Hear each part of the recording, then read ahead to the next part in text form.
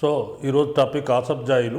ఆసబ్జాయిలు యొక్క దక్కన్ను దాదాపు 225 సంవత్సరాలు పాలించారు. అనగా 1724 సంవత్సరం నుంచి 1945 సంవత్సరాల మధ్య హైదరాబాద్ రాజ్యం భారతదేశంలో విలీనమయ్యేంత వరకు ఆసబ్జాయిలు యొక్క హైదరాబాద్ రాజ్యాన్ని లేదా దక్కన్ను పరిపాలించడం జరిగింది. ఈ విధంగా హైదరాబాదు రాజ్య స్థాపకుడు నిజాం ఉల్ ముల్క్. ఈయన నిజాం ఉల్ ముల్క్ అసలు పేరు మీర్ కమరుద్దీన్. నిజాం ఉల్ ముల్క్కి ఇంకా అనేక బిరుదులు ఉన్నాయి. ఈ బిరుదుల్లో ఏంటంటే చిన్కిలిచ్ ఖాన్, ఫతేహ్ జంగ్ మొదలైన బిరుదులు ఉన్నాయి. నిజాం ఉల్ ముల్క్ కూడా ఒక బిరుదు. ఆయన అసలు పేరు మీర్ కమరుద్దీన్.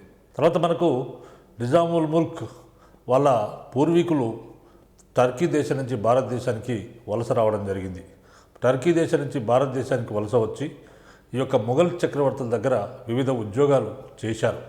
అదేవిధంగా మన నిజాం ఉల్ ముల్క్ కూడా అనేక ఉద్యోగాలు మొఘళ్ళ దగ్గర అనేక పదవులు పొందడం జరిగింది. చివరికి ఆయన దక్కన్ సుబేదార్ కావడం జరిగింది. తర్వాత నిజాం బిరుదులన్నీ కూడా మొఘల్ చక్రవర్తులు ఇచ్చిన బిరుదులే ఆయనకు. తర్వాత దక్కన్ సుబేదార్గా ఉన్న రోజుల్లో ఆయనే ఔరంగాబాద్ రాజధానిగా దక్కన్ సుబేదార్గా ఉండేవాడు.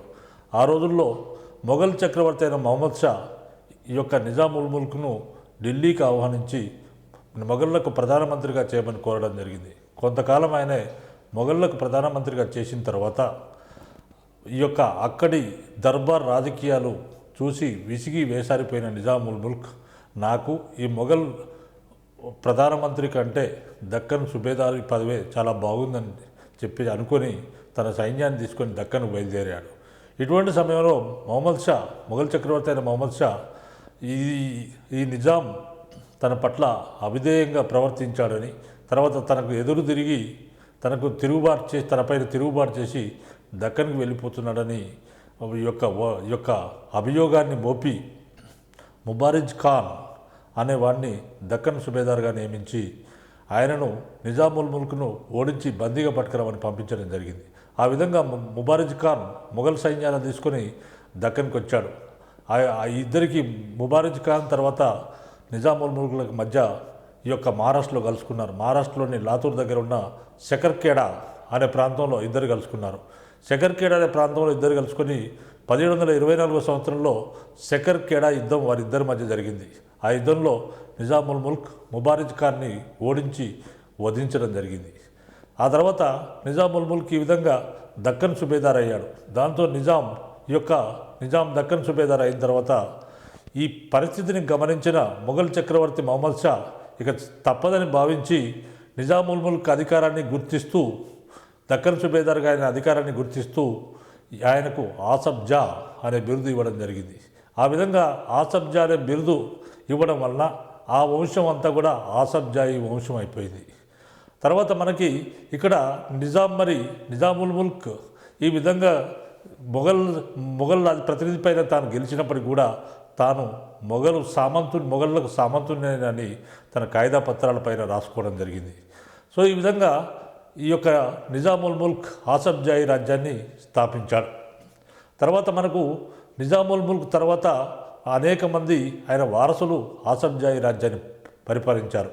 ఆయన వారసుల్లో మరొక ముఖ్యమైన రాజు ఎవరంటే ముఖ్యమైన పాలకుడు నిజాం అలీ ఖాన్. ఈ యొక్క మన నిజాం ఉల్ ముల్క్ సమయం, ఆయన కాలం ఏంటంటే 1724 నుంచి 1745 సంవత్సరాల మధ్య నిజాం ఉల్ ముల్క్ పాలించాడు. తర్వాత మనకి రెండో పాలకుడు అంటే ఆ తర్వాత మరో ముఖ్యమైన రాజైన నిజాం అలీ ఖాన్ 1761 నుంచి 1803 సంవత్సరాల మధ్య పాలించాడు. నిజాం అలీ ఖాన్ 1761 నుంచి 1803 సంవత్సరాల మధ్య పాలించాడు. తర్వాత ఈయన రెండవ ఆసబ్జా అనే బిరుదుతో సింహాసనాన్ని అధిష్ఠించడం జరిగింది. ఈ విధంగా సింహాసనాన్ని అధిష్ఠించిన తర్వాత ఈయనకు నిజాం అలీ ఖాన్ అనే పేరున్నది కాబట్టి ఈయన అనుచరులందరికీ కూడా, ఈయన వారసులందరికీ కూడా నిజాంలని పిలవడం మొదలుపెట్టారు ప్రజలు. అంటే ఈయనకు నిజాం అలీ ఖాన్ అనే పేరుంది కాబట్టి, ఈయన పేరున్నది కాబట్టి ఈ నిజాం అనే పేరు ఉండడం వల్ల ఈయన వారసులందరూ కూడా నిజాంలు అయిపోయారు. అందుకే అందరూ జనరల్గా అంటుంటారు హైదరాబాద్ నిజాంలు అని అంటుంటారు. తర్వాత మనకి ఇక్కడ ఈ విషయాలు మనం తీసుకున్నట్లయితే ఇక్కడ మనకు అభ్యర్థులు గమనించాల్సిన విషయం ఏంటంటే ఆసబ్జాయి రాజ్య స్థాపకుడు ఎవరని ప్రశ్న గతంలో చాలాసార్లు అడిగారు. ఆసబ్జాయి రాజ్య పాలకుడు నిజాముల్ ముల్క్ అనే సమాధానం మనం చెప్పాల్సి ఉంటుంది. అదేవిధంగా నిజాముల్ ముల్క్ అసలు పేరు ఏంటంటే మీర్ కమరుద్దీన్ అనే పైన ఆయన ప్రశ్నలు వచ్చే అవకాశం ఉంటుంది. అదేవిధంగా ఆయనే ముబారిజ్ ఖాన్ను మరి మొఘల్ ఈ యొక్క దక్కన్ సుబేదార్ కావడానికి ముబారిజ్ ఖాన్ను ఎక్కడ ఓడించాడు, ఏ యుద్ధంలో ఓడించాడు అనే ప్రశ్న కూడా వచ్చే అవకాశం ఉంటుంది. కాబట్టి అభ్యర్థులు గమనించగలరు. అదేవిధంగా నిజాం అలీ ఖాన్ రెండవ ఆసఫ్-జాహ్ బిరుదుతో ఈ యొక్క సింహాసనాన్ని అధిష్ఠించడం జరిగింది. సో మన నిజాం అలీ ఖాన్ తన రాజధానిని ఔరంగాబాద్ నుంచి హైదరాబాద్కు మార్చడం జరిగింది. అదేవిధంగా ఆ తర్వాత కాలంలో మనకి నిజాం అలీ ఖాన్ తన రాజధానిని ఔరంగాబాద్ నుంచి హైదరాబాద్కు మార్చిన తర్వాత ఈ యొక్క ఆయన ఉత్తర సర్కార్ను క్రీస్తకం 1766 సంవత్సరంలో బ్రిటిష్ ఈస్ట్ ఇండియా కంపెనీ వారు, తూర్పు ఇండియా వర్తక సంఘం వారు కాండ్రేగుల జోగి పంతులు అనే వ్యక్తిని, ఒక ప్రముఖ దుబాసిని నిజాం అలీ ఖాన్ దగ్గరికి పంపించారు. విషయం ఏంటంటే ఈ యొక్క ఉత్తర సర్కార్లను తూర్పు ఇండియా వర్తక సంఘానికి లీజుగా ఇవ్వమని చెప్పేసి కాండ్రేగుల జోగి పంతులు పంపించడం జరిగింది. ఆ విధంగా ప్రముఖ దుబాస్ అయిన కాండ్రేగుల జోగి పంతులు నిజాం అలీ ఖాన్తో చర్చలు జరిపాడు. దాంతో నిజాం అలీ ఖాన్ ఉత్తర సర్కార్లు ఇవ్వడానికి అంగీకరించాడు. ఇలాంటి ఒప్పందం బ్రిటిష్ మరియు నిజాం అలీ ఖాన్ల మధ్య క్రీస్తకం 1766 సంవత్సరంలో జరిగింది. ఈ ఒప్పందం ప్రకారము సంవత్సరానికి 15 లక్షల రూపాయల కౌలుకు ఈ యొక్క నిజాం అలీ ఖాన్ ఉత్తర సర్కార్లను తూర్పు ఇండియా వర్తక సంఘానికి అప్పగించడం జరిగింది. ఉత్తర సర్కార్లు అంటే ప్రస్తుతం ఉన్న ఆంధ్రప్రదేశ్లో ఉన్న ఆంధ్ర జిల్లాలను ఆ రోజుల్లో ఉత్తర సర్కార్లని అనేవారు. ఈ ఉత్తర సర్కార్లన్నింటినీ కూడా 15 లక్షల కౌలుకు, సంవత్సరానికి 15 లక్షల కౌలుకు ఈ యొక్క తూర్పు ఇండియా వర్తక సంఘానికి నిజాం అలీ ఖాన్ 1766 సంవత్సరంలో అప్పగించాడు. తర్వాత మనకు నిజాం అలీ ఖాన్ ఈ యొక్క భారత గవర్నర్ జనరల్ అయిన వెల్లస్లీ ప్రవేశపెట్టిన సైన్య సహకార పద్ధతిలో సైన్య సహకార ఒప్పందం పైన సంతకం చేశాడు. ఎందుకంటే నిజాం అలీ ఖాన్కు శత్రు భయం ఎక్కువ. ఎందుకంటే మరాఠా వారు పొంచి ఉన్నారు, రకరకాల శత్రుత్వం ఉంది, మరాఠా వారు మాటికి దాడులు చేస్తున్నారు. కాబట్టి ఈ విధంగా వెల్లస్లీ ఏం చెప్పాడంటే, వెల్లస్లీ సైన్య సహకార ఒప్పందం అనే ఒక నూతన ఒప్పందాన్ని ప్రవేశపెట్టాడు. ఆ ఒప్పందం ప్రకారం ఏంటంటే, ఏ స్వదేశీ రాజైనా సైన్య సహకార ఒప్పందం చేసుకున్నట్లయితే ఆ రాజుకు తమ బ్రిటిష్ వారు ఎల్లవేళలా రక్షణగా ఉంటారని చెప్పడం జరిగింది. ఆ విధంగా ఏ రాజైతే తన సైన్య సహకార ఒప్పందం చేసుకుంటాడో ఆ రాజు యొక్క రాజధానిలో బ్రిటిష్ సైన్యం ఆ రాజు రక్షణ కొరకు ఉంటుంది. తర్వాత ఒక బ్రిటిష్ రెసిడెంట్స్ ఆ రాజు రాజధానిలో వచ్చి ఉంటాడు. ఆయన సలహాల ప్రకారము విదేశీ వ్యవహారాలు ఆ రాజు నడుచుకోవాల్సి ఉంటుంది. తర్వాత అంతరంగ వ్యవహారాల్లో బ్రిటిష్ వారు జోక్యం చేసుకోరు అనేది సైన్య సహకార ఒప్పందంలోని వివిధ అంశాలు. అయితే మనకు నిజాం అలీ ఖాన్కు మాటికి మరాఠా వారితోని యొక్క సమస్య ఉంది కాబట్టి ఆయన ఇమీడియట్గా బ్రిటిష్ వారితోని క్రీస్తకం 1798 సంవత్సరంలో సైన్య సహకార ఒప్పందం చేసుకోవడం జరిగింది. ఈ విధంగా సైన్య సహకార ఒప్పందం పైన సంతకం చేశాడు. మరి మనకి ఇక్కడ ఇంపార్టెన్స్ ఏంటంటే, ఈ యొక్క భారతదేశంలోనే నిజాం అలీ ఖాన్ మొట్టమొదటిసారిగా సైన్య సహకార ఒప్పందం పైన సంతకం చేసిన మొదటి రాజు. భారతదేశంలోనే మొట్టమొదటిసారిగా ఏ రాజు కూడా, భారతదేశ స్వదేశీ రాజు ఏ రాజు కూడా సైన్య సహకార ఒప్పందం బ్రిటిష్ వారితో చేసుకోలేదు. కానీ నిజాం అలీ ఖాన్ మొట్టమొదటి రాజు, సైన్య సహకార ఒప్పందం చేసుకున్న భారతదేశ స్వదేశీ రాజుల్లో నిజాం అలీ ఖాన్ మొదటివాడు. ఇది చాలా వెరీ వెరీ ఇంపార్టెంట్ అయిన ప్రశ్న. ఎందుకంటే గతంలో చాలాసార్లు అడిగారు ఈ ప్రశ్న. భారతదేశంలో ఈ యొక్క సైన్య సహకార ఒప్పందంపై సంతకం చేసిన మొదటి రాజని కానీ, మొదటి స్వదేశీ పాలకుడు ఎవరని కానీ గతంలో అడిగారు. దానికి మనకు ఆన్సర్ నిజాం అలీ ఖాన్ అవుతుంది. ఈ విధంగా క్రీస్తకం 1798 సంవత్సరంలో నిజాం అలీ ఖాన్ ఈ యొక్క సైన్య సహకార ఒప్పందం పైన సంతకం చేశాడు. ఆ విధంగా సైన్య సహకార ఒప్పందం అమల్లోకి వచ్చినప్పుడు 1799 నాటికే బ్రిటిష్ రెసిడెంట్ హైదరాబాద్కు వచ్చాడు.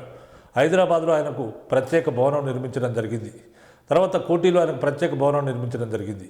అదేవిధంగా క్రీస్తకం 1800 సంవత్సరాల్లో ఈ యొక్క బ్రిటిష్ ఆర్మీ అంటే బ్రిటిష్ సైనికులు నిజాం రక్షణ కొరకు హైదరాబాద్కు రావడం జరిగింది.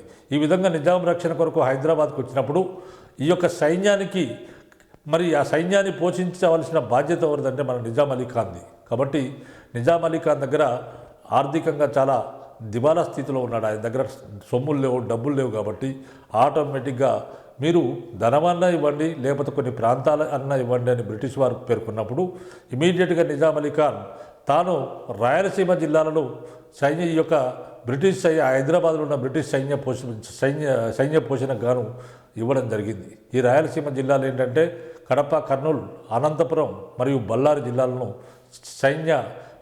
హైదరాబాద్లో ఉన్న బ్రిటిష్ సైన్య పోషణకు గాను నిజాం అలీ ఖాన్ బ్రిటిష్ వారికి అప్పగించడం జరిగింది. ఈ విధంగా అప్పగించారు కాబట్టి వాటిని దత్తమండలాలని తర్వాత కాలంలో వాటికి పేరు వచ్చింది. తర్వాత అంతేకాకుండా మరి హైదరాబాద్లో బ్రిటిష్ సైన్యం ఎంత అంటే 2 లక్షల మంది సైన్యము ఉండేవారు. తర్వాత మనకు ఆయన నిర్మాణాలు తీసుకుంటే మనకు గుల్షన్ మహల్, తర్వాత మోతీ మహల్, రోషన్ మహల్, తర్వాత చార్ బంగ్లా అనే నిర్మాణాలు ఆయన చేయడం జరిగింది. తర్వాత నిజాం అలీ ఖాన్ తర్వాత ఆయన కుమారుడు సికిందర్జా రాజ్యానికి రావడం జరిగింది. సికిందర్జా క్రీస్తకం 1803 సంవత్సరం నుంచి 1829 సంవత్సరాల మధ్య ఆయన పరిపాలించాడు. సికిందర్జా మూడో ఆసబ్జా అనే బిరుదుతో రాజ్యానికి రావడం జరిగింది. తర్వాత ఈ విధంగా మరి సికిందర్జా కాలం ఏ విధంగా బ్రిటిష్ వారితో ఈ సంబంధాలు ఏ విధంగా ఉన్నాయంటే సికిందర్జా కాలం నాటికి బ్రిటిష్ వారి యొక్క పెత్తనం బాగా పెరిగిపోయింది. సికిందర్జా కేవలము బ్రిటిష్ వారికి ఒక సామంతునిగా మారిపోయాడు. బ్రిటిష్ వారికి ఒక సామంతునిగా మారిపోవడం జరిగింది. తన అధికారాలన్నీ సికిందర్జా కోల్పోయాడు. బ్రిటిష్ వారు ఏం చెప్పారు? విదేశీ వ్యవహారాలు మాత్రమే తమ రాజప్రతినిధి తమ రెసిడెన్స్ యొక్క సలహాల మీదకి నడుచుకోవాలి, అంతరంగ వ్యవహారాల్లో జోక్యం చేసుకోమని అన్నారు. కానీ ఇక్కడ జరిగింది ఏంటంటే మొత్తం స్వదేశీ వ్యవహారాల్లో కూడా బ్రిటిష్ వారు జోక్యం చేసుకున్నారు. బ్రిటిష్ వారిని కాదని నిజాం ఏం చేయలేని స్థితికి వచ్చింది పరిస్థితి. దాంతో ఇంకా ఇక్కడ ఏంటంటే నిజాము తన ప్రధానమంత్రి అంటే దివాన్, తన ఉప ప్రధాని అంటే డిప్యూటీ దివాన్, ప్రధానమంత్రినైనా ఉప ప్రధానమంత్రినైనా నియమించుకోవాలంటే బ్రిటిష్ వారే నియమించాల్సిన పరిస్థితి ఏర్పడింది. బ్రిటిష్ వారే యొక్క దివాన్ను కానీ డిప్యూటీ దివాన్ కానీ నియమించే పరిస్థితికి వచ్చింది. మొత్తం అధికారాలన్నీ కూడా బ్రిటిష్ వారి చేతిలోకి వెళ్ళిపోయాయి. నిజాం కేవలం బ్రిటిష్ వారి కింద ఒక సామంతునిగా, ఒక కీలుబొమ్మగా మారిపోయాడు.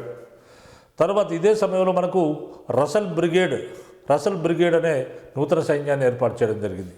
ఎందుకంటే మనకు ఈ యొక్క 1811 సంవత్సరంలో బ్రిటిష్ రెసిడెంట్గా హైదరాబాద్కు యొక్క హెన్రీ రసల్ అనేవాడు రావడం జరిగింది. హెన్రీ రసల్ అనే అధికారి హైదరాబాద్ బ్రిటిష్ రెసిడెంట్గా హైదరాబాద్కు 1811 సంవత్సరంలో వచ్చాడు. వచ్చిన తర్వాత హైదరాబాద్లో ఉన్న ఆ పరిస్థితులను చూసి శాంతి భద్రతల పరిస్థితి అస్తవ్యస్తంగా ఉన్నది.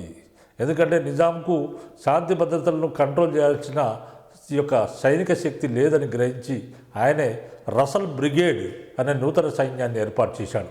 శాంతి భద్రతల పరిరక్షణ కొరకు గాను రసల్ బ్రిగేడ్ అనే నూతన సైన్యాన్ని ఏర్పాటు చేయడం జరిగింది. తర్వాత ఈ రసల్ బ్రిగేడే ఆ తర్వాత కాలంలో ఈ సైన్యమే హైదరాబాద్ సైన్యంగా మారిపోయింది. మరి ఈ విధంగా రసల్ బ్రిగేడ్ అనే నూతన సైన్యాన్ని ఏర్పాటు చేశారు. మరి మన నిజాం దగ్గర తీసుకుంటే ఆయన దగ్గర సొమ్ము లేదు. మరి రసల్ బ్రిగేడ్ యొక్క ఖర్చులు ఎవరు భరించాలంటే నిజాం భరించాల్సి ఉంటుంది. నిజాం సికిందర్జా భరించాల్సి ఉంటుంది. కానీ ఈయన దగ్గర సొమ్ము లేదు. కాబట్టి ఆటోమేటిక్గా ఈయన దగ్గర సొమ్ము లేదు. రైతులపైన ఎక్కువ పన్నులు విధించాడు.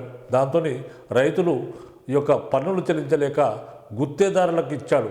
పన్నులు చెల్లింపు విధానాన్ని గుత్తేదారులు చేతబెట్టాడు. దాంతో గుత్తేదారులు యొక్క బలవంతంతో రైతులు పారిపోయారు. దాంతో నిజాం చేసేది ఏం లేక ఆర్థికంగా దివాలా తీసే పరిస్థితుల్లో పామర్ అండ్ కంపెనీ దగ్గర అప్పు తీసుకున్నాడు. పామర్ అండ్ కంపెనీ అంటే ఏంటి? అసలు పామర్ అండ్ కంపెనీని విలియం పామర్ అనేవాడు క్రీస్తకం 1814 సంవత్సరంలో స్థాపించాడు. అసలు విలియం పామర్ మనకు నిజాం సైన్యంలో పనిచేశాడు. 1799 సంవత్సరం నుంచి 1812 సంవత్సరాల మధ్య విలియం పామర్ నిజాం సైన్యంలో పనిచేసి రిటైర్ అయ్యాడు, పదవి విరమణ పొందాడు. ఆ విధంగా ఈ యొక్క నిజాం సైన్యంలో పనిచేసిన మొట్టమొదటి బ్రిటిష్ పౌరుడు విలియం పామర్. మొట్టమొదటి బ్రిటిష్ పౌరుడు విలియం పామర్. ఆ విధంగా నిజాం సైన్యంలో 1812 సంవత్సరంలో పదవి విరమణ పొందిన తర్వాత 1814 1814 సంవత్సరంలో ఆయన ఈ విధంగా 1814 సంవత్సరంలో ఆయన ఈ యొక్క విలియం పామర్ అండ్ కంపెనీని స్థాపించడం జరిగింది. పామర్ అండ్ కంపెనీని స్థాపించి ఈ యొక్క బ్రిటిష్కు ఆ విధంగా స్థాపించి తాను కలప సేకరణ కొరకు ఈ కంపెనీ స్థాపించినట్టు బ్రిటిష్ వారి దగ్గర నుంచి పర్మిషన్ తీసుకున్నాడు. ఆ విధంగా అనుమతి తీసుకొని ఈ కంపెనీని స్థాపించాడు. ఈ విలియం పామర్కి స్థాపించిన ఈ పామర్ అండ్ కంపెనీ యొక్క తాను బయట నుంచి 12% వడ్డీకి అప్పు తీసుకొని వచ్చి నిజాంకు మాత్రము 25% వడ్డీకి అప్పు ఇవ్వడం ప్రారంభించింది. ఈ విధంగా 25% వడ్డీకి నిజాంకి ఇవ్వడంతో నిజాం పరిస్థితి చాలా దారుణంగా తయారైంది. ఎందుకంటే నిజాం 30 లక్షల రూపాయల పూచీకత్తు కింద బిరార్ను ఆయనకి ఇవ్వడం జరిగింది. బిరార్ జిల్లాను ఈ యొక్క విలియం పామర్కు కానీ పామర్ అండ్ కంపెనీకి కానీ కట్టబెట్టడం జరిగింది.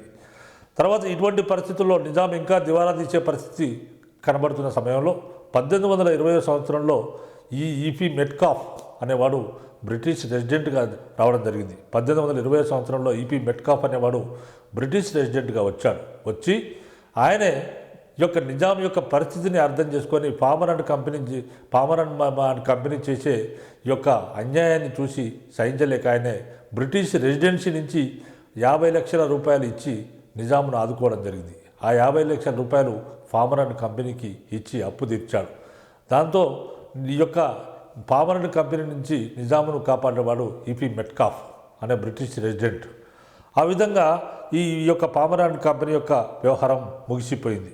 మనకు సికిందర్జా పేరుతో వెలిసిన నగరమే సికింద్రాబాద్. ఈ విధంగా సికిందర్జా పేరుతో వెలిసిన నగరమే సికింద్రాబాద్. సో ఇది మనకు సికిందర్జాకు సంబంధించిన సమాచారం. తర్వాత సికిందర్జా కుమారుడు నాసిరుద్దౌలా హైదరాబాద్కు నిజాం కావడం జరిగింది. హైదరాబాద్ పాలకుడు కావడం జరిగింది.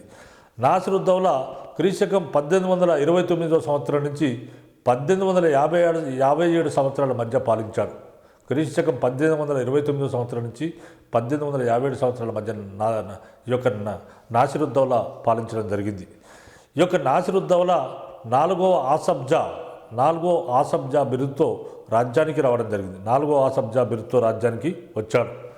మరి ఈ యొక్క నాసిరుద్దౌలా కాలంలో జరిగిన ముఖ్య సంఘటనలు ఏంటంటే ఈయన కాలంలో వహాబీ ఉద్యమం వచ్చింది. హైదరాబాద్కు వహాబీ ఉద్యమం వచ్చింది. ఎందుకంటే భారతదేశ వ్యాప్తంగా వహాబీ ఉద్యమము ఎందుకు వచ్చిందంటే భారతదేశ వ్యాప్తంగా తిరిగి ముస్లిం రాజ్యాన్ని పునఃస్థాపించాలి, ముస్లిం రాజ్యాన్ని తిరిగి స్థాపించాలనే లక్ష్యంతో వహాబీ ఉద్యమం భారతదేశ వ్యాప్తంగా వచ్చింది.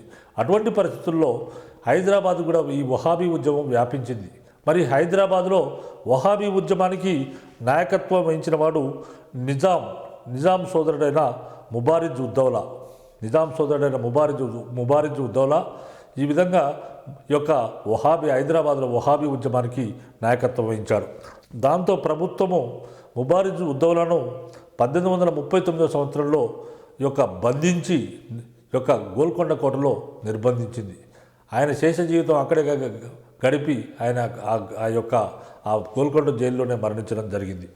ఈ విధంగా మనం తీసుకుంటే వహాబీ ఉద్యమానికి ఎవరు నాయకత్వం వహించారనే ప్రశ్న రావచ్చు. వహాబీ ఉద్యమానికి నాయకత్వం వహించింది ముబారిజ్ ఉద్దౌలా. మరి వహాబీ ఉద్యమం ఎప్పుడు వచ్చింది హైదరాబాద్కి అని కూడా అడగవచ్చు. కాబట్టి వహాబీ ఉద్యమం 1839గా లేకపోతే ఇంకా రకరకాల సంవత్సరాలు అడగవచ్చు. ఆ విధంగా అడిగే అవకాశం ఉంటుందని అభ్యర్థులు గమనించగలరు.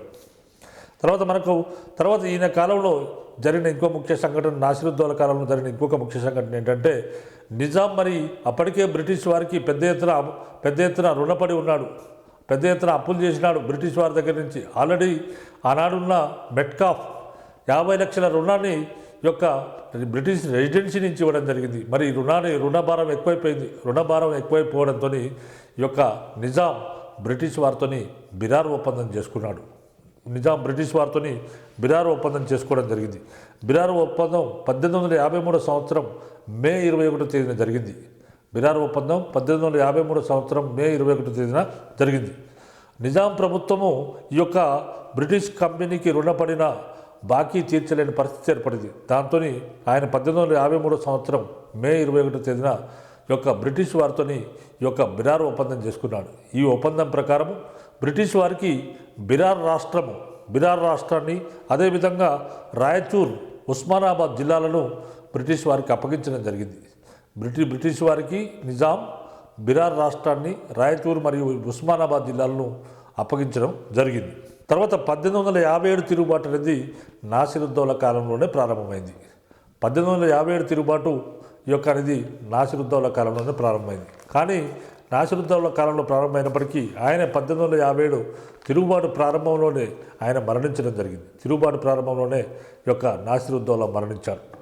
తర్వాత నాసిరుద్దౌలా తర్వాత ఆయన కుమారుడు అఫ్జలుద్దౌలా క్రీస్తకం 1857 సంవత్సరం నుంచి 1869 సంవత్సరాల మధ్య పాలించాడు.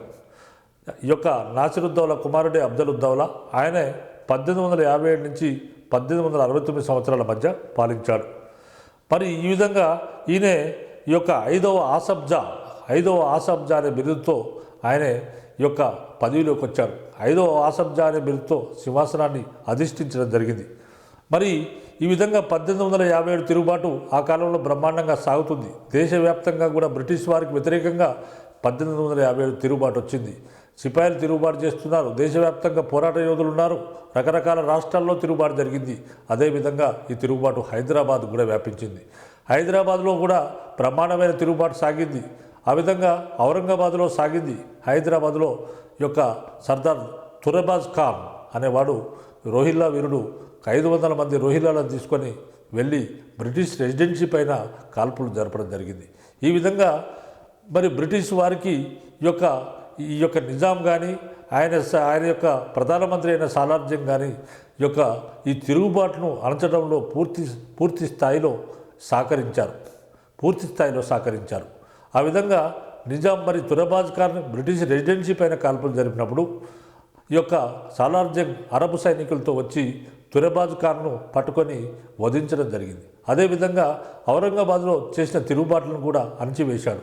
అదేవిధంగా సాలార్జంగ్ బ్రిటిష్ వారికి సహాయంగా అశ్విక దళాలను హైదరాబాద్ రాజ్యం నుంచి ఉత్తర భారతదేశానికి పంపించడం జరిగింది. ఈ విధంగా అన్ని విధాల ఆనాటి నిజామైన అఫ్జలుద్దౌలా కానీ ఆయన ప్రధానమంత్రి లేదా దివాన్ అయిన సాలార్జంగ్ కానీ 1857 తిరుగుబాటు నడచడంలో బ్రిటిష్ వారికి పూర్తి స్థాయిలో సహకరించారు. ఆ విధంగా బ్రిటిష్ వారు అత్యంత సమర్థవంతంగా 1857 తిరుగుబాటును అణచివేయడంతో ఫలితంగా బ్రిటిష్ వారు నిజాం అఫ్జలుద్దౌలాకు స్టార్ ఆఫ్ ఇండియా అంటే తిరుగుబాటును అణచివేసిన తర్వాత ది స్టార్ ఆఫ్ ఇండియా అనే బిరుదు ఇవ్వడం జరిగింది. అంటే భారతదేశం వేగు చుక్క అనే బిరుదు అఫ్జలుద్దౌలాకు ఇవ్వడం జరిగింది. అంతేకాకుండా నిజాం చెల్లించవలసిన 50 లక్షల రూపాయల రుణాన్ని కూడా రద్దు చేశారు. నిజాం చెల్లించవలసిన 50 లక్షల రూపాయల రుణాన్ని కూడా రద్దు చేశారు. నిజాం గతంలో బ్రిటిష్ వారికి ఇచ్చిన కొన్ని ప్రాంతాలను కూడా తిరిగి ఇవ్వడం జరిగింది. నిజాం బ్రిటిష్ వారికి ఇచ్చిన కొన్ని ప్రాంతాలను కూడా అప్పుబడి బ్రిటిష్ వారికి ఇచ్చిన కొన్ని ప్రాంతాలను కూడా తిరిగి ఇవ్వడం జరిగింది. తర్వాత మనకు అఫ్జలుద్దౌలా కాలంలో చౌమల్లా ప్యాలెస్ నిర్మాణం పూర్తయింది. సో మనకు అఫ్జలుద్దౌలా తర్వాత ఆయన కుమారుడు మహబూబ్ అలీ ఖాన్ సింహాసనానికి రావడం జరిగింది. మహబూబ్ అలీ ఖాన్ క్రీస్తకం 1869 నుంచి 1911 సంవత్సరాల మధ్య పాలించాడు. ఈయన ఆరవ ఆసబ్జా బిరుదుతో సింహాసనాన్ని అధిష్ఠించడం జరిగింది. అయితే మనకి ఇక్కడ అఫ్జలుద్దౌలా మరణించే నాటికి ఆయన కుమారుడైన మహబూబ్ అలీ ఖాన్ 3 సంవత్సరాల బాలుడు.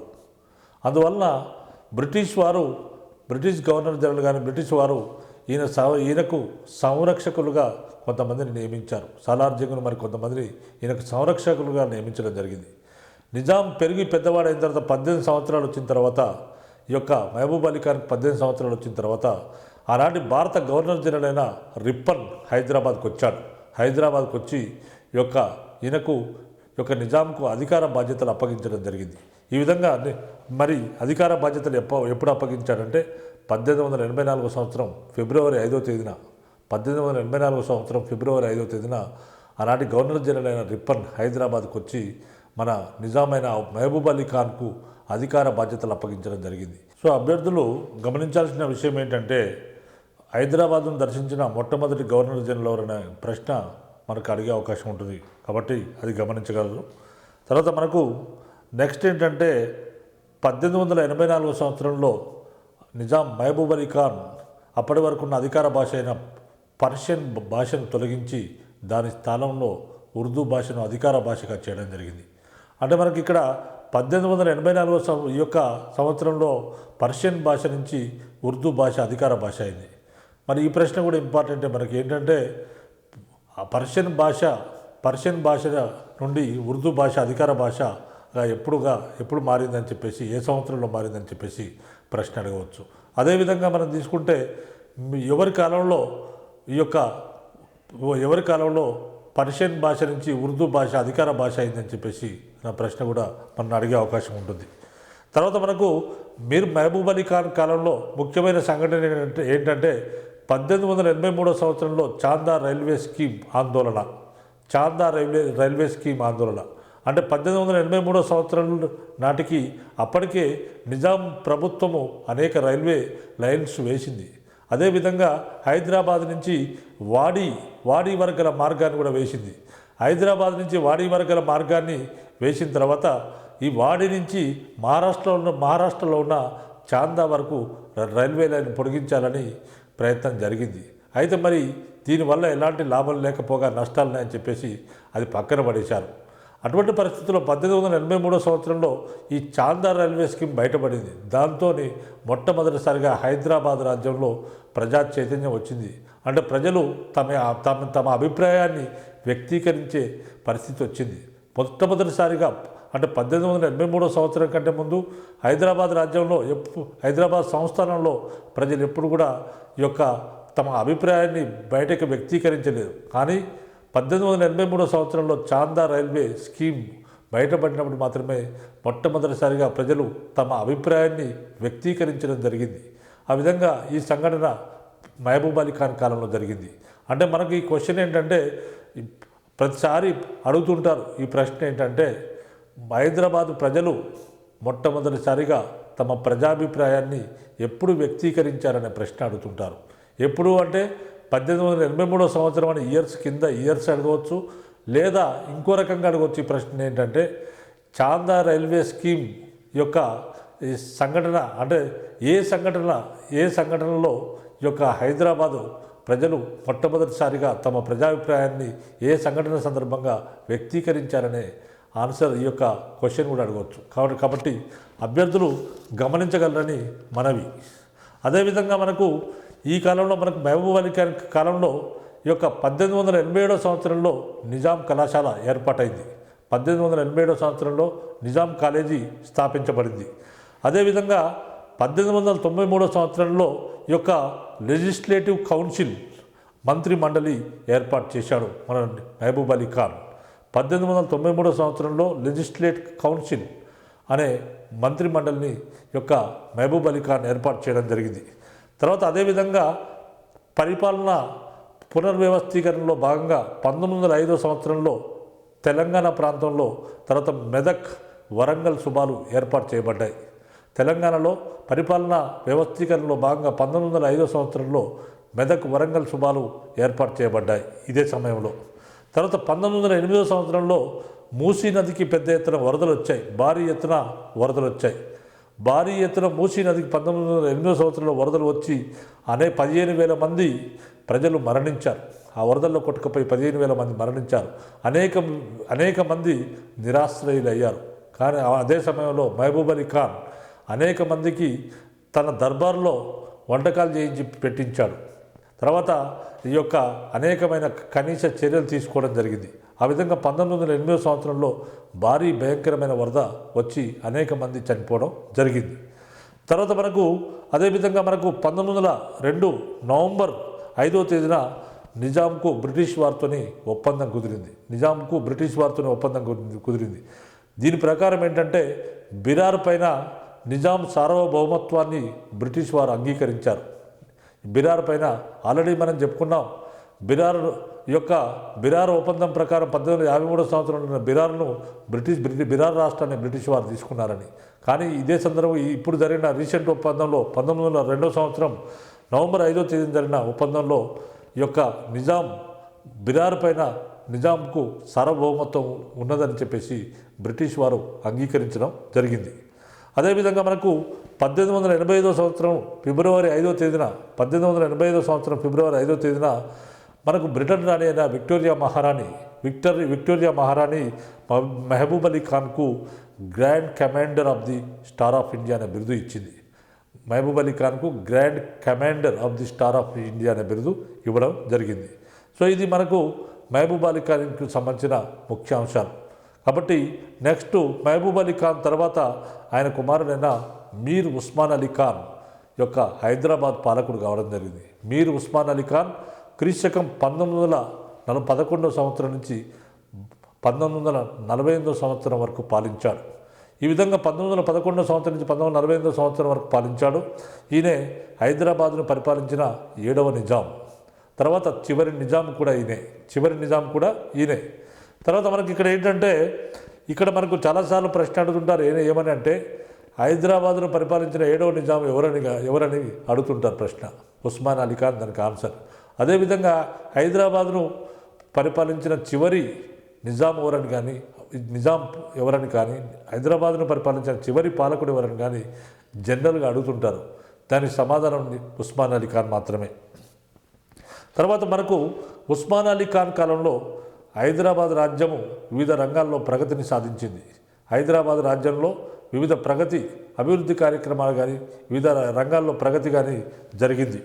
మనకు 1912 సంవత్సరంలో నిజాం ఉస్మాన్ అలీ ఖాన్కు బ్రిటిష్ ప్రభుత్వము ఒక బిరుదు ఇచ్చింది. అదేంటంటే night grand Commander of the Star of India. So మనకు ఉస్మాన్ అలీ ఖాన్ మొదటి ప్రపంచ యుద్ధంలో బ్రిటిష్ వారికి ధన సహాయము సైనిక సహాయం చేశాడు. ఆ విధంగా 1918 సంవత్సరంలో బ్రిటిష్ వారు తమకు ధన సహాయము సైనిక సహాయం చేసినందుకు గాను ఉస్మాన్ అలీ ఖాన్కు అప్పటికే బ్రిటిష్ వారు ఉస్మాన్ అలీ ఖాన్కు ఉన్న ఈజ్ హైనెస్ అనే హోదాకు బదులుగా ఈజ్ ఎగ్జాల్టెడ్ హైనెస్ అనే బిరుదును 1918 సంవత్సరం జనవరి 14వ తేదీన ప్రదానం చేశారు. అదేవిధంగా ఉస్మాన్ అలీ ఖాన్ కాలంలో ఈ యొక్క 1918 సంవత్సరంలో ఉర్దూ బోధనా భాషగా ఉస్మానియా విశ్వవిద్యాలయం ఏర్పడింది. ఉర్దూ బోధనా భాషగా 1918 సంవత్సరంలో ఉస్మానియా విశ్వవిద్యాలయం ఏర్పడింది. అదేవిధంగా మరి భారతీయ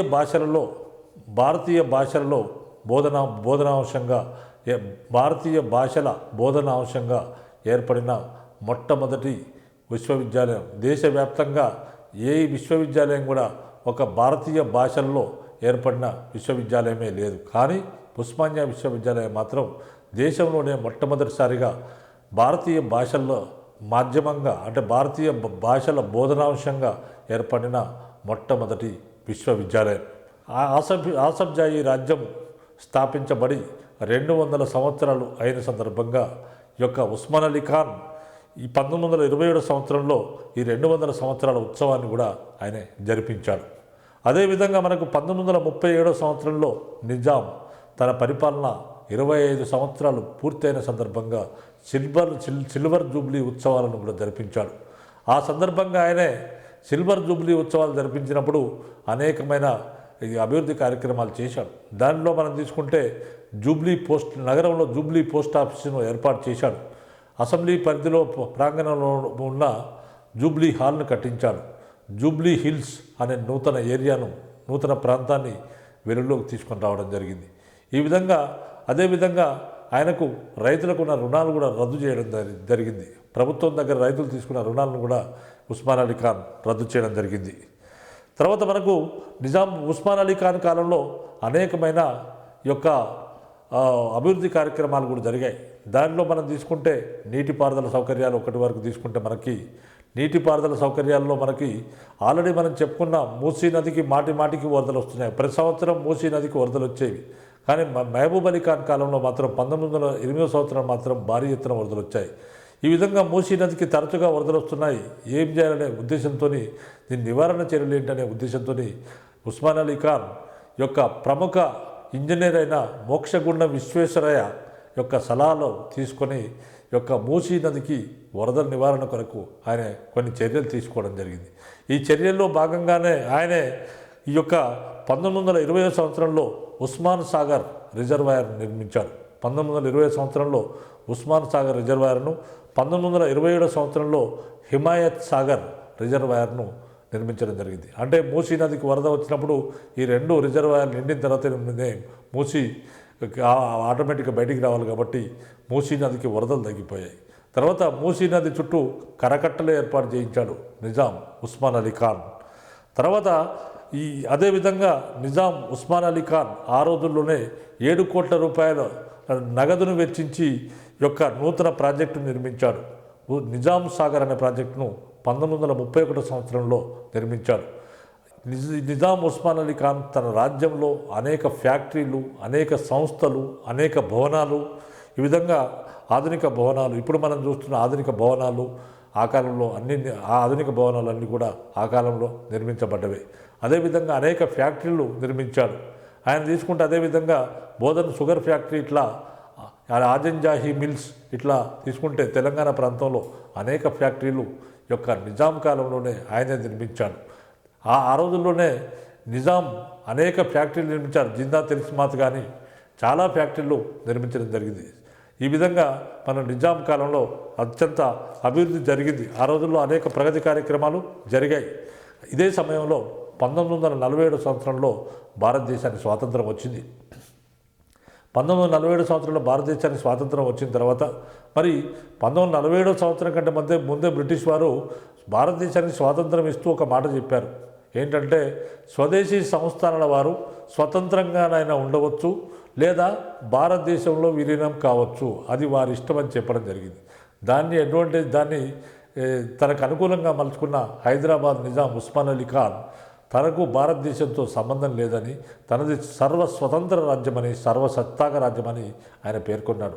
తాను స్వతంత్రంగానే ఉంటానని కూడా ఆయన పేర్కోవడం జరిగింది.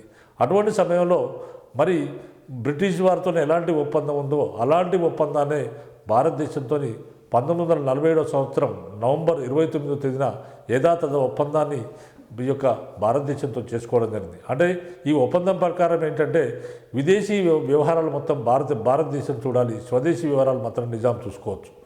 కానీ ఈ ఒప్పందం ఈ యొక్క సంతకం చేసిన మరుసటి రోజు నుంచి నిజాం ఉస్మాన్ అలీ ఖాన్ ఈ ఒప్పందానికి వ్యతిరేకంగా అనేక కార్యక్రమాలకు, భారతదేశ వ్యతిరేక కార్యకలాపాలకు పాల్పడ్డాడు.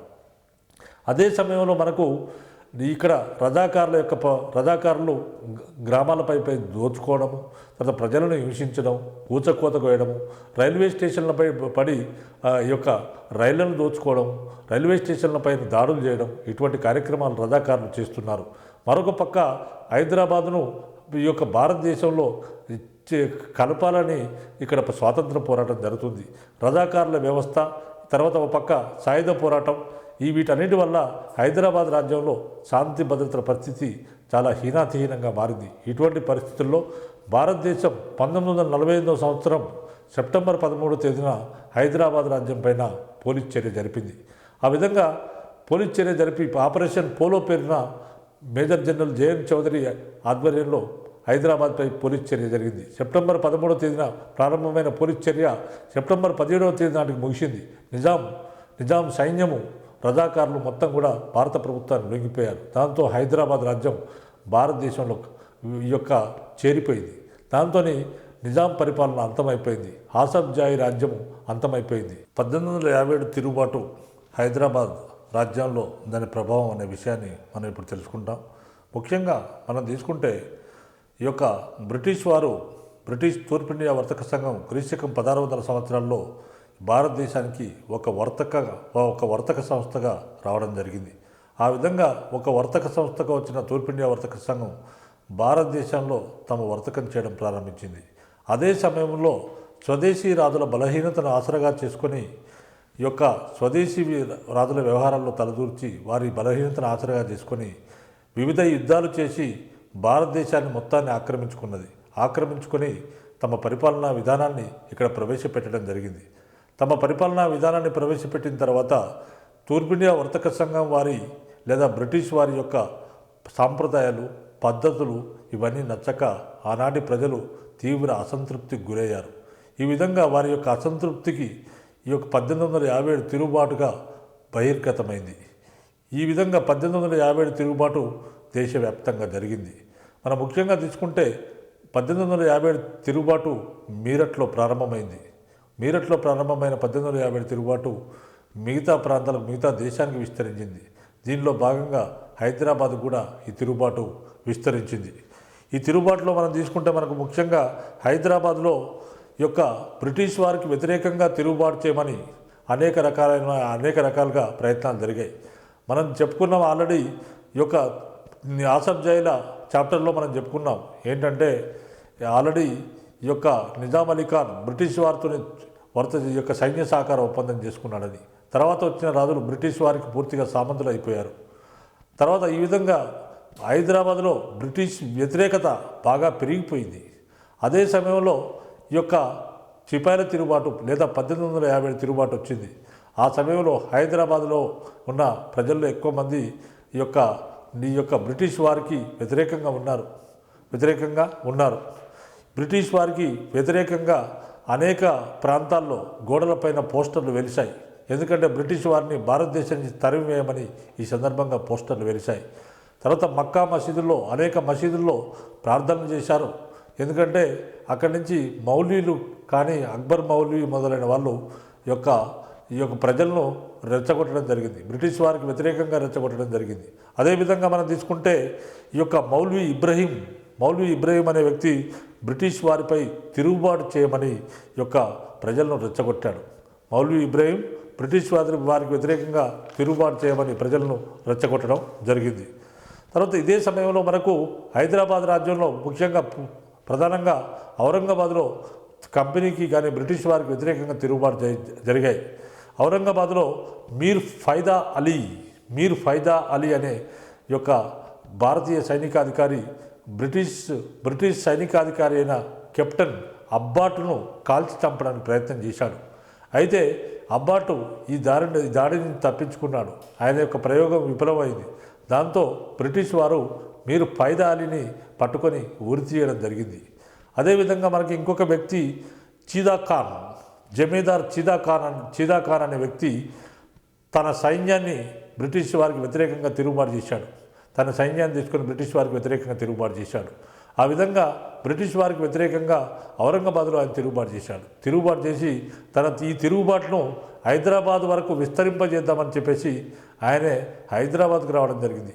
ఈ విధంగా ఆయన హైదరాబాద్కు వస్తున్న సమాచారం అందుకున్న ఆనాటి ప్రధానమంత్రి సాలార్ జంగ్ ఆయనను నాంపల్లి రైల్వే స్టేషన్లో పట్టుకొని బంధించడం జరిగింది. బంధించి ఈ 1857 సంవత్సరం జూలై 17వ తేదీన హైదరాబాద్లో ఉన్న బ్రిటిష్ రెసిడెంట్కు ఆయనను అప్పగించడం జరిగింది. ఆయనను చీదా ఖాన్ను యొక్క సాలార్ జంగ్ అప్పగించాడు. అప్పగించిన తర్వాత ప్రజల్లో తీవ్ర వ్యతిరేకత వచ్చింది. మక్కా మసీదులో పెద్ద బహిరంగ సభ జరిగింది. అలాంటి మౌల్వీలు తీవ్రంగా ప్రజలు వ్యతిరేకించారు. అయితే అదే సమయంలో సర్దార్ తురబాజ్ ఖాన్ అనే వ్యక్తి మీరు ఇమీడియట్గా వెంటనే మీరు చీదా ఖాన్ను విడుదల చేస్తారా, లేకపోతే బ్రిటిష్ రెసిడెన్సీ పైన దాడి చేయాలా అని హెచ్చరికలు చేశారు. కానీ నిజాం కానీ సాలార్ జంగ్ కానీ ఈ విషయాలను పట్టించుకోలేదు. దాంతో ఈ యొక్క సర్దార్ తురబాజ్ ఖాన్ మరియు మౌల్వీ అల్లావుద్దీన్లు ఇద్దరు కలిసి 500 మంది రోహిల్లా వీరులను తీసుకొని కోటిలో ఉన్న బ్రిటిష్ రెసిడెన్సీ పైన కాల్పులు జరపడం జరిగింది. ఆ కాల్పులు రాత్రంతా సాగుతూనే ఉన్నాయి. సాయంత్రం నుంచి బయట ఉన్న ప్రజలందరూ కూడా ఇది గమనించి వాళ్ళందరూ కూడా హర్షధ్వానాలు వ్యక్తం చేశారు. దాంతో రాత్రంతా కాల్పులు జరుగుతూనే ఉన్నాయి. తర్వాత రాత్రి బ్రిటిష్ రెసిడెంట్ తిరిగి ఎదురు కాల్పులు జరిపించాడు. ఉదయమే ఈ యొక్క సాలార్ జంగ్ అరబ్బు పటాలాన్ని తీసుకొని అక్కడికి రావడం జరిగింది. దాంతో ఈ యొక్క తురబాజ్ ఖాన్, మౌల్వీ అల్లావుద్దీన్ ఇద్దరు పారిపోయారు. తర్వాత తురబాజ్ ఖాన్ను ఒకసారి పట్టుకుంటే ఆయన తప్పించుకున్నాడు. రెండోసారి పట్టుకొని ఆయన కాల్చి చంపడం జరిగింది. అదేవిధంగా మౌల్వీ అల్లావుద్దీన్ని బెంగళూరు పారిపోతే మంగళపల్లి వద్ద అరెస్ట్ చేసి ద్వీపాంతర వాస శిక్షకు పంపించడం జరిగింది. ఆ విధంగా అండమాన్ నికోబార్ జైలుకు 1859 సంవత్సరం జూలై 28వ తేదీన మౌల్వీ అల్లావుద్దీన్ను జైలుకు పంపడం జరిగింది. అండమాన్ జైలుకు పంపడం జరిగింది. ఆయనే అక్కడే మరణించాడు. ఆయన జైలు జీవితం గడుపుతూ అక్కడే మరణించడం జరిగింది.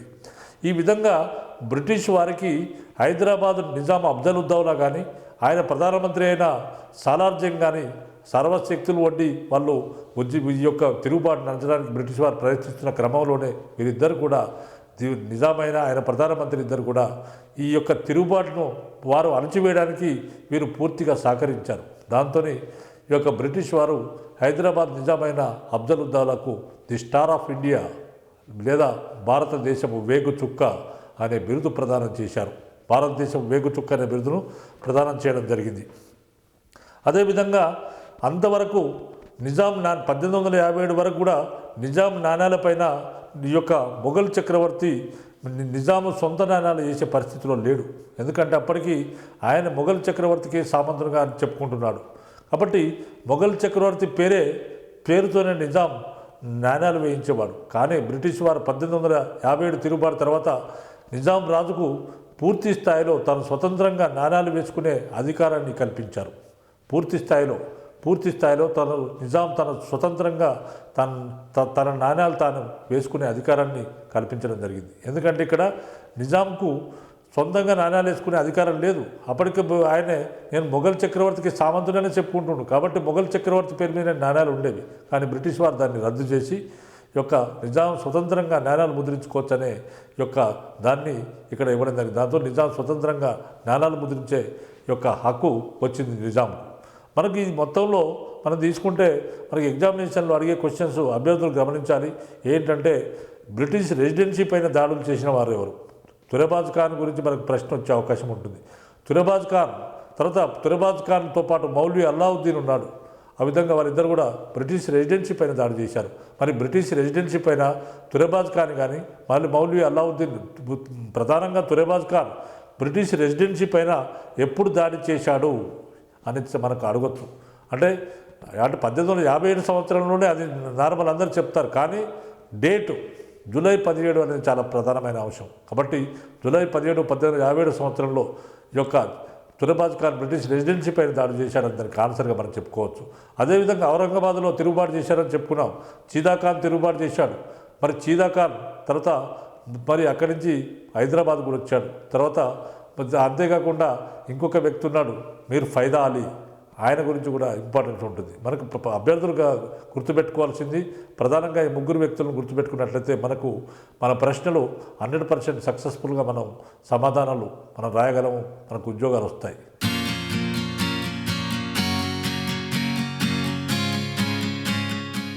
శాంతమూలుని అనంతరము అతని కుమారుడు వీరపురుష దత్తుడు రాజ్యానికి వచ్చాడు. ఈ వీరపురుష దత్తుని కాలం అనేది తెలంగాణ బౌద్ధ మత చరిత్రలో ఒక స్వర్ణయుగం లాంటిది. ఎందుకంటే వీరపురుష దత్తుని కాలంలో వీరపురుష దత్తుడు బౌద్ధ మతాన్ని అనుసరించాడు. కాబట్టి వీరపురుష దత్తుని కాలంలో బౌద్ధ మతం చాలా విస్తృతంగా వ్యాపించింది. అంటే మనకు తెలంగాణ బౌద్ధ మత చరిత్రలో స్వర్ణయుగం అనే చెప్పదగింది వీరపురుష దత్తుని కాలం. వీరపురుష దత్తుడు తన మేనత్తలు తన భార్యల ప్రోద్బలం చేత బౌద్ధ మతంలో ఆయనే చేరిపోయాడు. తర్వాత బౌద్ధ మత అభివృద్ధికి పాటుపడ్డాడు. వీరపురుష దత్తుని కాలంలో ఆనాటి అంతఃపుర స్త్రీలు, తర్వాత పాఠక జనము, తర్వాత వర్తకులు, మిగతా వాళ్ళందరూ పోటీలు పడి మరి బౌద్ధ మత సంస్థలకు దాన ధర్మాలు చేశారు. ఫలితంగా బౌద్ధ మతం బ్రహ్మాండంగా వ్యాపించింది. బౌద్ధ నిర్మాణాలు విస్తృతంగా జరిగాయి. తర్వాత ఈ కాలంలో మనకు నాగార్జున కొండ అనేది ప్రముఖ మహాయాన బౌద్ధ కేంద్రంగా విలసిల్లింది. నాగార్జున కొండ అనేది ప్రముఖ బౌద్ధ మహాయాన కేంద్రంగా విలసిల్లింది. ఈ నాగార్జున కొండ క్షేత్రానికి ప్రపంచవ్యాప్తంగా నలుమూలల నుంచి అనేక మంది బౌద్ధ భక్తులు ఇక్కడికి వచ్చేవారు. నాగార్జున కొండను దర్శించుకోవడానికి వచ్చేవారు. తర్వాత మనకి వీరపురుష దత్తుని కాలంలో ఉపాసిక బోధిసిరి అనే ఆమె ఆ కాలనాటి ఉపాసిక అంటే సన్యాసి, ఉపాసిక బోధిసిరి అనే ఆమె బౌద్ధ మతాన్ని అనుసరించింది. ఆమె ఉపాసిక బోధిసిరి బౌద్ధ మత ప్రచారానికి ప్రపంచవ్యాప్తంగా అనేక మంది ప్రతినిధులను బౌద్ధ మత ప్రచారానికి పంపించింది. ఆ విధంగా ఆమె తోసలి, వంగ, అపరాంత, ఈ విధంగా కాశ్మీర, గాంధార మొదలైన ప్రాంతాలకు అనేక మంది బౌద్ధ మత ప్రచారకులను పంపించింది. తర్వాత మనకి ఈ కాలంలో మరి నాగార్జునకొండ ఈ స్తూపాన్ని లేదా ధాన్యకటక నాగార్జునకొండను దర్శించడానికి అనేక మంది బౌద్ధ భక్తులు వచ్చేవారని అనుకుంటాం మనం.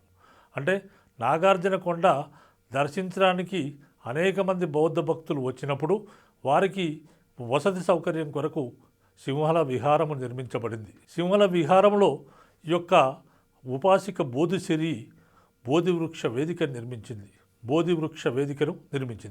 బోధివృక్ష వేదిక అంటే గౌతమ బుద్ధునికి జ్ఞానోదయమైంది బోధి వృక్షం కింద. కాబట్టి బోధి వృక్షాన్ని పూజించడం అనేది ఈ కాలంలో ఇప్పటికే ప్రారంభమైంది. కాబట్టి బోధి వృక్ష వేదికను ఆమె సింహల విహారంలో నిర్మించింది. తర్వాత మనకి ఈ కాలంలో అనేక నిర్మాణాలు చేసింది ఆమె. బౌద్ధ సన్యాసుల కొరకు ఒక చతుశ్శాలను నిర్మించింది. సరే, ఇక్కడ మన అభ్యర్థులు గమనించాల్సిన విషయం ఏంటంటే ఇక్ష్వాకుల నుంచి ప్రశ్నలు ఏ విధంగా రావచ్చు అనే విషయానికి వస్తే, ఇక్ష్వాకుల రాజధాని ఏది? విజయపురి ఎవరి రాజధాని? ఈ క్రింది వారిలో విజయపురి ఎవరి రాజధాని అని అడుగుతారు. విజయపురి ఎవరి రాజధాని అని కింద ఇక్ష్వాకులు, విష్ణుకుండినులు, శాతవాహనులు, చాళుక్యులని ఇస్తారు. దాంట్లో కరెక్ట్ సమాధానము మనకు ఈ యొక్క ఇక్ష్వాకులని సమాధానం వస్తుంది. అదేవిధంగా శ్రీపర్వతీయులు ఎవరని కూడా ప్రశ్న అడిగే అవకాశం ఉంటుంది. శ్రీపర్వతీయులు ఎవరు అంటే మనకి ఇక్ష్వాకులని సమాధానం వస్తుంది. అదేవిధంగా మనకు యెహోవా యొక్క మొట్టమొదటి ఇక్ష్వాక రాజ్య స్థాపకుడు ఎవరు అంటే చాంతమరుడు, వాసిష్ఠీపుత్ర చాంతమరుడు అనేవాడు ఇక్ష్వాకు రాజ్య స్థాపకుడు. కాబట్టి అది మనకు ఆ సమాధానం అవుతుంది. మరి అదేవిధంగా లక్షల కొద్దీ నాగళ్లను, గోవులను, తర్వాత వ్యవసాయ పరికరాలను దానం చేసింది ఎవరని కూడా ప్రశ్న వచ్చే అవకాశం ఉంది. లక్షల కొద్దీ నాగళ్లను, గోవులను, తర్వాత వ్యవసాయ పరికరాలను, వ్యవసాయ భూములను ఎవరు దానం చేశారు అనే విషయానికి వస్తే అది ఈ యొక్క వాసిష్ఠీపుత్ర చాంతమూరుడు అనేది మనకు సమాధానం అవుతుంది. అదేవిధంగా మరి వీరపురుష దత్తుని కాలానికి సంబంధించిన ముఖ్యాంశాలు ఏంటంటే ఏ ఇక్ష్వాకు రాజు కాలం అనేది లేదా ఏ రాజు కాలం అనేది తెలంగాణ బౌద్ధ మత చరిత్రలో స్వర్ణయుగం లాంటిదనే ప్రశ్న అడగవచ్చు. మనకు గతంలో ఉమ్మడి రాష్ట్రంలో ఈ గ్రూప్ 2లో ఇలాంటి ప్రశ్నే అడిగారు. ఏ విధంగా అంటే ఎవరి రాజధాని విజయపురి అనే ప్రశ్న వచ్చింది, శ్రీపర్వతీయులు అనే ప్రశ్న వచ్చింది. తర్వాత మూడోది మనకు ఎవరి కాలము బౌద్ధ మతానికి స్వర్ణయుగం అనే ప్రశ్న కూడా గతంలో అడిగారు. కాబట్టి మనము ఈ విషయాన్ని మీరు గమనించగలరు.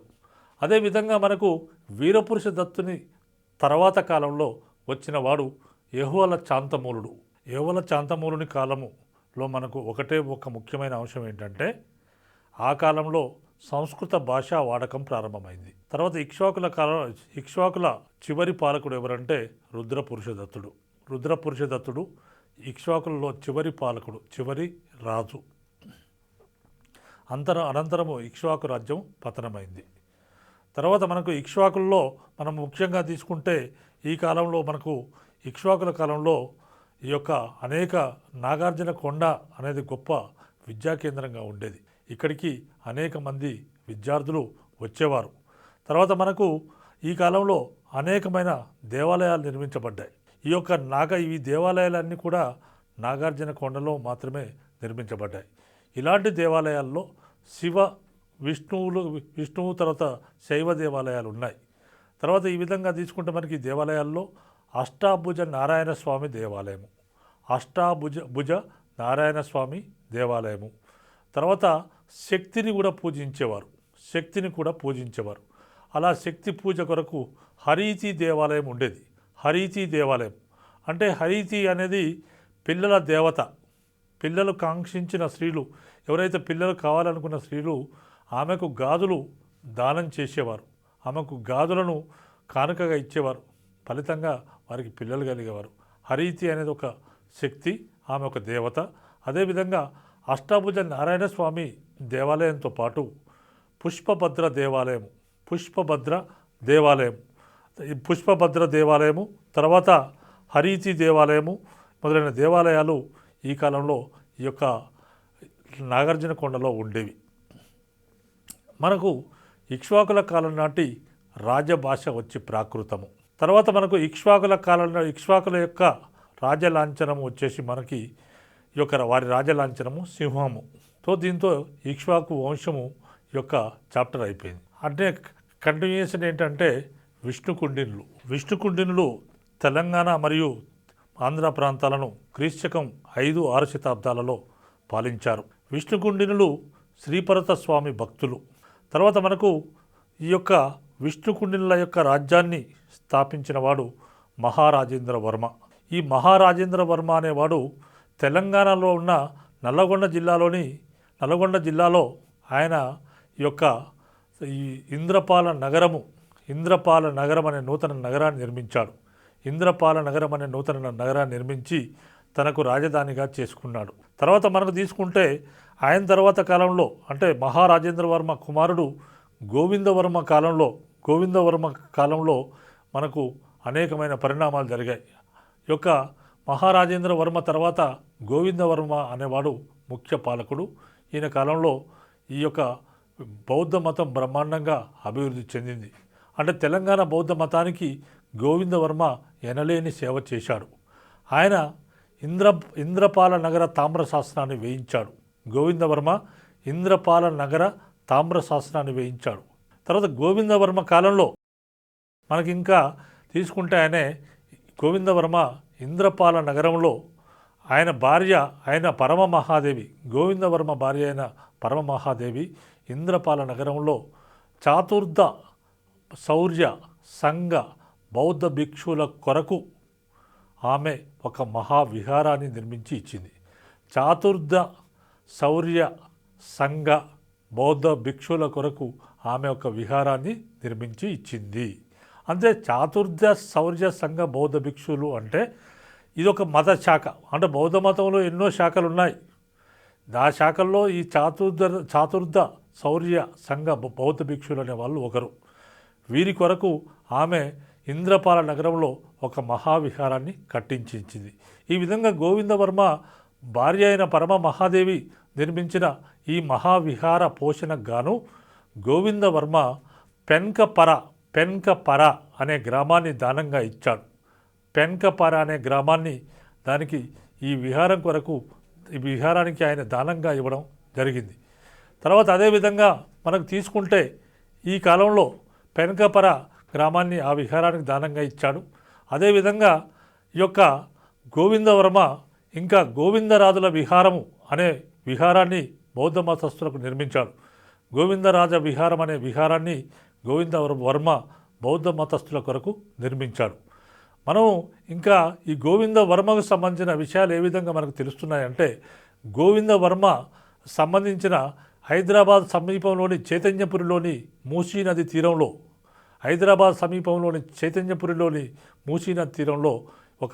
ఈ యొక్క ప్రాకృత శాస్త్రం బయలుపడింది. గోవిందవర్మకు చెందిన మూసీనది తీరంలో గోవిందవర్మకు చెందిన ఒక ప్రాకృత శాసనం బయలుపడింది. ఈ శాసనంలో ఈ యొక్క గోవిందవర్మ గురించిన సమాచారం మనకు తెలుస్తుంది. అంటే ఆయన భార్య పరమమహాదేవి ఇంద్రపాల నగరంలో నిర్మించిన మహావిహారం గురించి కానీ అదేవిధంగా గోవిందవర్మ నిర్మించిన గోవిందరాజుల విహారం గురించి కానీ ఈ సమాచారం మనకు తెలుస్తుంది.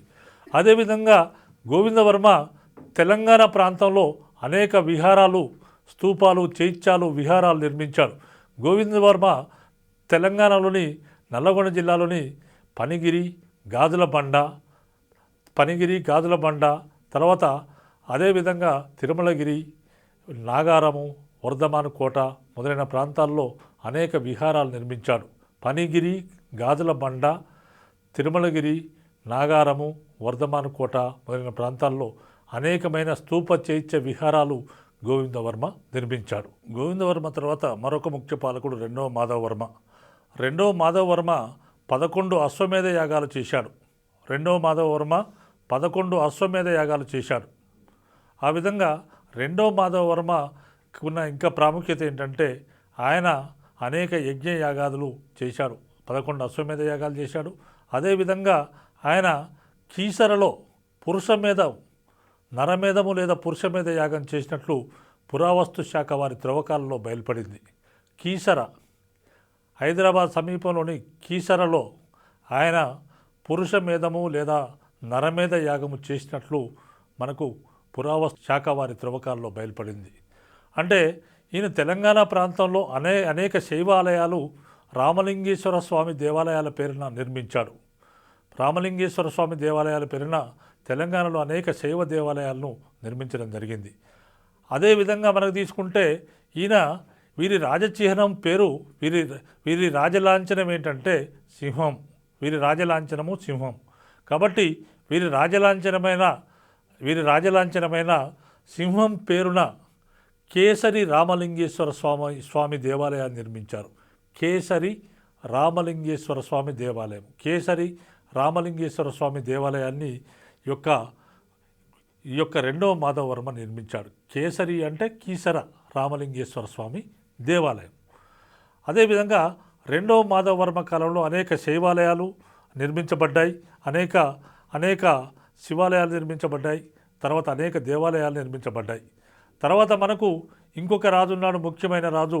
ఆయన పేరు ఇంద్ర భట్టారక వర్మ.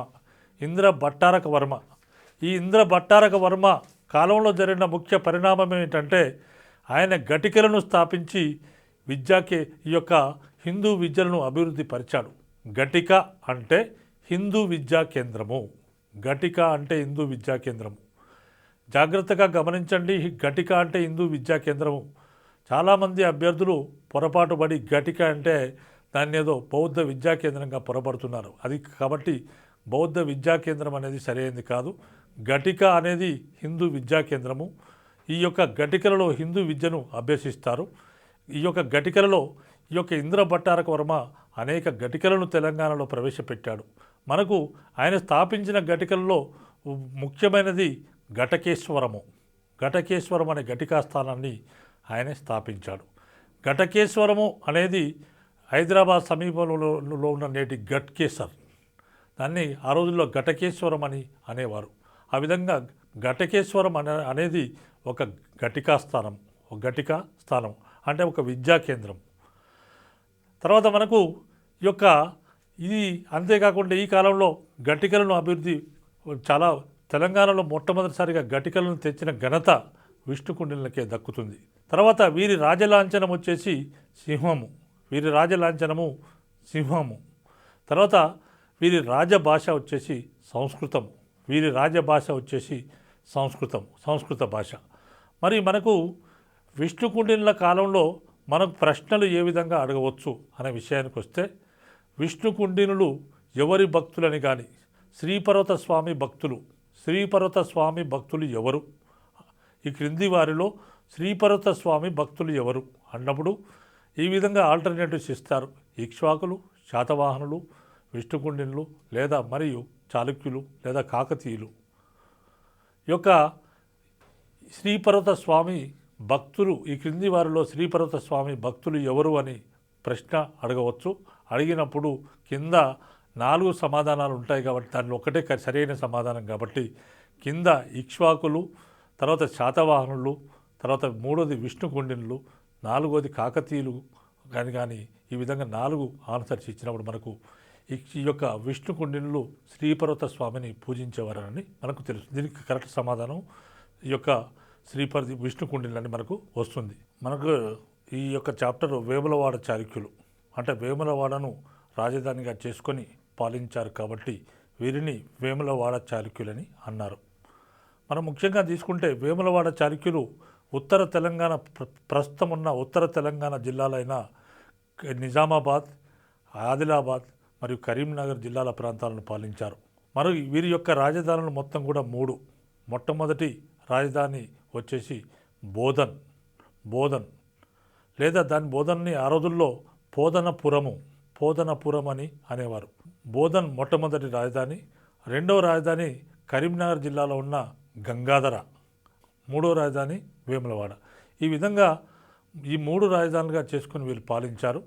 తర్వాత వీరి కాలం వచ్చేసి మనకు 8, 9, 10 శతాబ్దాలలో 8, 9, 10 శతాబ్దాలలో వీళ్ళు పాలించడం జరిగింది. దాదాపు 7వ క్రీస్తకం 750వ సంవత్సరం నుంచి 1000 సంవత్సరాల మధ్య, క్రీస్తకం 750 నుంచి 1000 సంవత్సరాల మధ్య వీళ్ళు పాలించారు. ఈ యొక్క మనకు వేములవాడను ఆ కాలంలో లేంబులవాడ అని పిలిచేవారు. మరి ఈ యొక్క వేములవాడ చాళుక్య రాజ్యాన్ని స్థాపించిన వాడు వినయాదిత్య యుద్ధమల్లుడు. ఈ యొక్క వేములవాడ చాళుక్య రాజ్యాన్ని వినయాదిత్య యుద్ధమల్లుడు స్థాపించాడు. ఆయనే రాష్ట్రకూట్లకు సామంతునిగా ఉండి ఈ రాజ్య స్థాపన చేయడం జరిగింది. వినయాదిత్య యుద్ధమల్లుడు ఆయనే ఈ యొక్క పోదనపురాన్ని రాజధానిగా చేసుకొని పాలించాడు. పోదనపురము అంటే బోధన్, నిజామాబాద్ జిల్లాలో ఉన్న బోధన్ను పోదనపురము అని అనేవారు. ఈ విధంగా పోదనపురాన్ని రాజధానిగా చేసుకొని ఈ యొక్క వినయాదిత్య యుద్ధమల్లుడు ఈ యొక్క పరిపాలన చేశాడు. తర్వాత మనకి వినయాదిత్య యుద్ధమల్లుడు పరిపాలించిన దేశాన్ని సపాదలక్ష దేశమని అంటారు. సపాదలక్ష దేశమని అంటారు.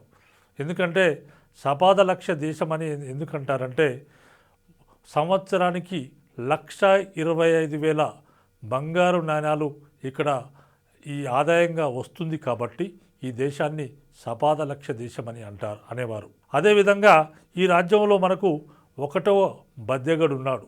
1వ బద్దెగడు అనేవాడు ఒక ముఖ్యమైన రాజు ఉన్నాడు. ఈ 1వ బద్దెగడిని మనకు సోలద గండడు అనే బిరుదు ఉన్నది ఈయనకు. ఎందుకంటే ఈయన 42 యుద్ధాలు చేసి మొత్తం చేసిన 42 యుద్ధాల్లో విజయం సాధించాడు. ఏ యుద్ధంలో కూడా అపజయం అనేది ఆయన ఎరగడు కాబట్టి ఆయనకు సోలద గండడు అనే బిరుదు ఉండేది. తర్వాత ఈ రాజ్యంలో మనకు ముఖ్య రాజు 2వ అరికేసరి, గొప్ప రాజు 2వ అరికేసరి. తర్వాత మనకు ఈ రాజ్యంలో చివరి రాజు 3వ అరికేసరి. 3వ అరికేసరి ఈ రాజ్యంలో చివరి రాజు. తర్వాత ఈ వేములవాడ చాళుక్యుల కాలం నాటి వారి అధికార భాష కన్నడం. వేములవాడ చాళుక్యుల యొక్క అధికార భాష వచ్చేసి మనకు కన్నడ భాష వారి అధికార భాష. తర్వాత వేములవాడ చాళుక్యుల కాలంలో సంబంధించిన మనకు సమాచారము అని తెలుసుకోవడానికి అనేక శాసనాలు లభిస్తున్నాయి. అవేంటంటే వేములవాడ శాసనము, కురిక్యాల శాసనము, వేములవాడ శాసనము, కురిక్యాల శాసనము. తర్వాత అదేవిధంగా ఇవి ప్రధానమైనవి. కురవగట్టు శాసనము, వేములవాడ శిలాశాసనము, తర్వాత కురిక్యాల శాసనము అనేవి వేములవాడ చాళుక్యుల చరిత్రను తెలుసుకోవడానికి మనకు ముఖ్యమైన ఆధారాలుగా లభిస్తున్నాయి. తర్వాత మనకు వేములవాడ చాళుక్యుల కాలంలో సాహిత్యపరంగా చాలా గొప్ప అభివృద్ధి జరిగింది. కన్నడ సాహిత్యం బాగా పోషించబడింది. కన్నడ భాషలో ఆదికవి అయిన పంప వీరి ఆస్థానంలో ఉండేవాడు. ఈ పంప అనేవాడు కన్నడ భాషలో ఆదికవిగా పేర్కొనబడ్డాడు. ఆ విధంగా పంప 2వ ఆరికేసరి ఆస్థానంలో ఉండేవాడు. ఈ పంప కవి యొక్క వ్యాసుడు సంస్కృతంలో రచించిన మహాభారతాన్ని కన్నడ భాషలోకి ఈ యొక్క అనువదించాడు. దానికే ఈ యొక్క మనకు ఆ యొక్క పుస్తకం పేరు విక్రమార్జున విజయం. ఆయనే పంప మహాకవి సంస్కృత భాషలో వ్యాసుడు రచించిన మహాభారతాన్ని కన్నడ భాషలోకి విక్రమార్జున విజయము పేరుతో అనువదించాడు. ఈ గ్రంథాన్ని ఈ విధంగా అనువదించి తన రాజైన 2వ అరికేసరికి అంకితంగా ఇచ్చాడు. ఈ యొక్క గ్రంథంలో తన రాజైన 2వ అరికేసరిని ఈ యొక్క పంప మహాకవి ఏమని వర్ణించాడంటే తన రాజు మహాభారతంలో అర్జునుని వంటి వాడని సంబోధించాడు. ఆ విధంగా తన రాజును మహాభారతంలో అర్జునునిగా